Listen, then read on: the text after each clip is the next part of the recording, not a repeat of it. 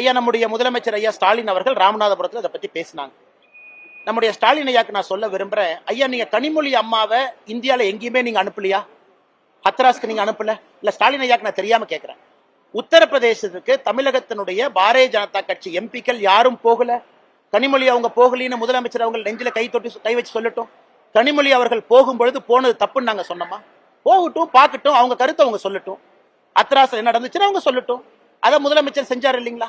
முதலமைச்சர் எதிர்கட்சியாக 10 ஆண்டு காலம் தமிழகத்தில் இருக்கும் பொழுது திராவிட முன்னேற்ற கழகத்தினுடைய எம்பி குழு எங்கேயுமே போகலையா? போனாங்க. போகட்டும், பார்க்கட்டும், செய்யட்டும். அதே தான் இன்னைக்கு தமிழகத்தில் வந்திருக்கக்கூடிய என்டிஏ குழு, அவர்களுக்கு உரிமை இருக்கு வர்றதுக்கு. அவங்க பாக்குறாங்க, நிறைகுறைகளை கண்டுபிடிக்கிறாங்க.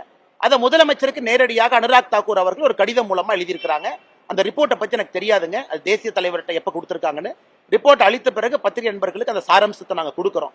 அப்படி இருக்கும் பொழுது அவர்கள் வந்தது பார்த்தது எப்படி தவறாகுங்கன்னா, ஒரு பாராளுமன்ற உறுப்பினர், ஒரு கட்சி, இந்தியாவில் இருக்கக்கூடிய மிகப்பெரிய கட்சி, ஆளும் கட்சி, ஆளுகின்ற தேசிய ஜனநாயக கூட்டணி, அவங்க அனுப்பி வைக்கிறாங்க. சிவசேனால இருந்து வர்றாங்க, தெலுங்கு தேசம் கட்சியிலிருந்து அந்த குழுவில் இருக்கிறாங்க, பாரதிய ஜனதா கட்சியில் இருக்கிறாங்க.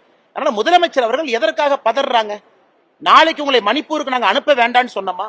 ஏன் உங்களோட இருக்கக்கூடிய காங்கிரஸ் அங்க போகலையா? ராகுல் காந்தி அவங்க போகலையா? அப்ப ராகுல் காந்திக்கு ஒரு நியாயம், எங்களுக்கு ஒரு நியாயமா? இப்ப முதலமைச்சர் அவர்கள் என்டிஏ தமிழகத்திற்கு வந்தது, இந்த குழு வந்தது தப்புனா, அதே முதலமைச்சர் அவர்கள் மணிப்பூருக்கு ராகுல் காந்தி போனது தப்புன்னு சொல்லட்டும்.